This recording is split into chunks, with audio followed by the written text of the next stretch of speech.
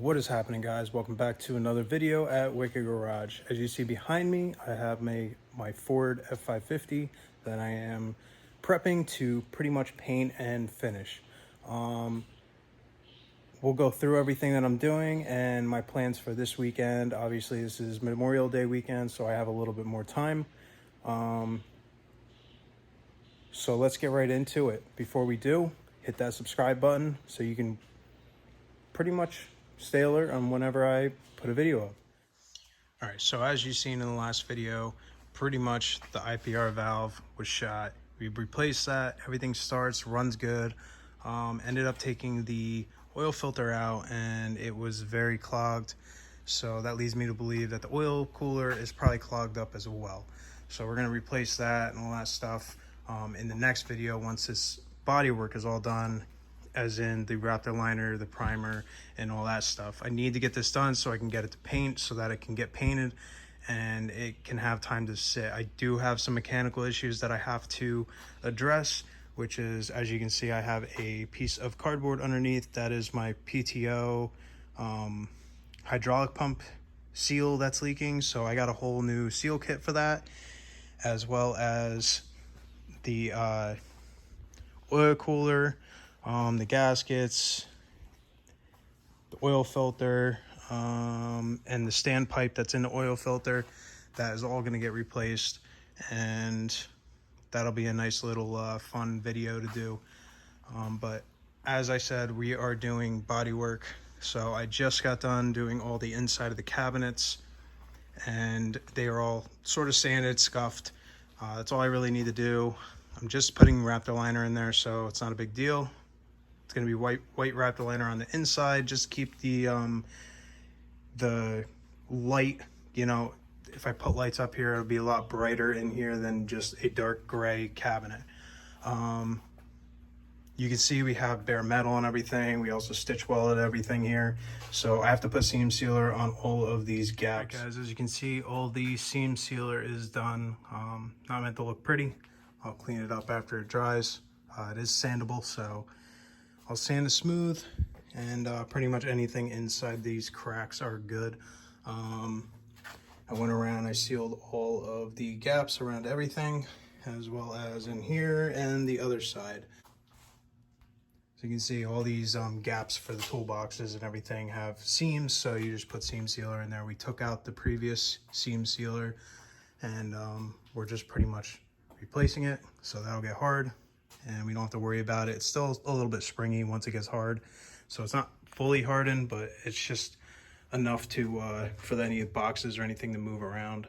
A little bit of seam sealer in here, and then we seamed up on there, and then the other plates that are up top, as well as everything inside going down and there. This and other bay, it was all cleaned up. We wiped it down with lacquer thinner, let it dry, and you know, just get it all nice and clean, ready to paint.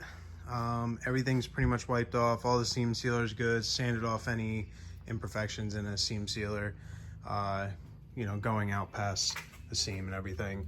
So anything that's back there, but pretty much what we're going to do first is we are doing the epoxy primer. I just wanted to cover up any bare metal areas before I do any Raptor lining in the cab, like the cabinets in general. So most of all, like, you know, the repair that I did, or any like spots that I really seen that need it, or like rusty areas, I just blasted. Not too worried about runs or anything like that, because we're gonna put the Raptor liner in there. It's gonna have a little bit of texture, but it's not meant to look perfect in here. It never will.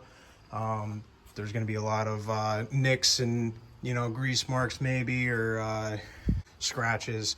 It's not gonna really affect the look of it or anything. I just wanted to get, you know, the baseline, you know, all the areas just covered. So I just used that black primer just inside here. That's the shop line epoxy, and I just blasted, like I said, everything that I can get to with the little bit that I had left from the headache rack I'm doing as well, which I'll show you in a second. It was just easier to do it with that. That way I know it's done. Everything's taped up. I taped up the main junction box, the serial numbers and all that stuff, the electrical cables for the fans, and I took the fans apart so that I can repaint the undersides. Other than that, everything's pretty much taped up, ready to go. So tomorrow we will come in, prime and Raptor line phase. It's not going to be perfect when I'm done priming it because it still has to go up to the body shop, and we're going to re-prime it, but I'm going to actually have the doors off of it. All the windows are going to be out. Everything's going to be torn down a lot more than what it is, and I'm going to have all the doors for the cabinets as well up there. So there's still a lot of work to be done, but we are reaching the finish line. We are done priming the outside and part of the crane and everything. It does not look perfect whatsoever. I am not a professional painter. My uncle is. I'm just trying to reduce the time and amount of money that I have to put out and amount of time that he has to put in. So pretty much you can see the runs there. Like I said, nothing's perfect, but any imperfections can be sanded out before we do the final priming. The next step is to do the white Raptor line on the inside of the cabinets. So we're gonna do that now. And then on the back side, you can see we primed everything.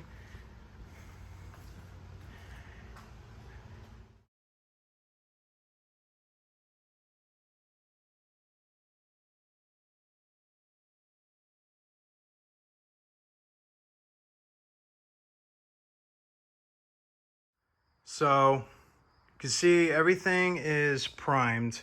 And then the inside we have the epoxy, the black epoxy primer, and then everything else was completely primed all the way around. Inside here, I primed with the good primer, and then I went over it with the Raptor liner. I tried it, or the regular paint gun. I tried to go through that. It just wasn't giving me the texture that I wanted, and it wasn't covering right. So it was leaving a lot of shades. As you can see, there's a lot of different shades here, but it's still drying. I just got done spraying this from the front to back, about 40 minutes it took me, and the top. So you can see everything is pretty much Raptor lined. The back is Raptor lined. I ended up doing the Raptor lining on the back. Obviously it's gonna harden, but if I have any oil or, just from hitting or welding or something and it burns and, sort of peels away, that's not a big deal. I'll just touch it up with a little regular paint or something. But other than that, you can see I did around the crane base, the backs, which they're gonna get covered up anyway, but I figured just do everything all at once. This stuff does hide a lot of imperfections and it does make everything look pretty good, but you can see, the old like rusted out areas or where we had the cap on and all that stuff. So, I mean, it's not going to cover everything, but it covers quite a bit. Now, this was 2 kits, so that was a total of 2 gallons pretty much. And it's tintable, so I tinted it this gray metallic. It might look black on camera, but it is gray metallic. It's like a dark gray metallic. It matches up with the actual color I'm painting it. If it comes to it, I can always just paint it, at least on the back side and around everything. I left the sides all alone. Obviously there's overspray down the top and everything, and I'm not really worried about that. That once it cures, along with like the rest of the primer, it can all get sanded down smooth. It is like regular paint. It just has like a texture to it, but it does cure rock hard within like a week or so. Depending on if I leave this outside, it might cure a lot faster.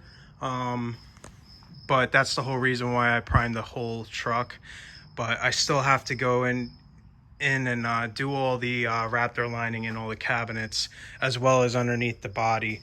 Other than that, we're pretty much almost there. My uncle came by today. He gave me a few tips while I was doing everything, and we sort of made a plan. So hopefully this weekend, literally this weekend from when this video is posted, We should be seeing some kind of paint on this if everything goes right. He might end up having to push me for another week. You know, he has work. I don't want to take up his, you know, paint booth and all that stuff and like really screw him up or anything. So if he doesn't have work, he calls me, says everything's okay, this is going up there. Just gonna show you quick. I did the inside of the toolboxes, so that is all finished. Not meant to look perfect, but it looks a lot better than it was, and it's a lot more protected than it was.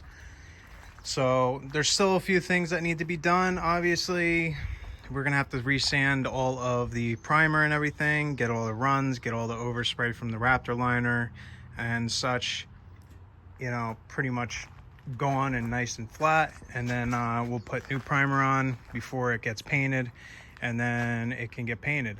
As for all of this, you can see it's a very choppy.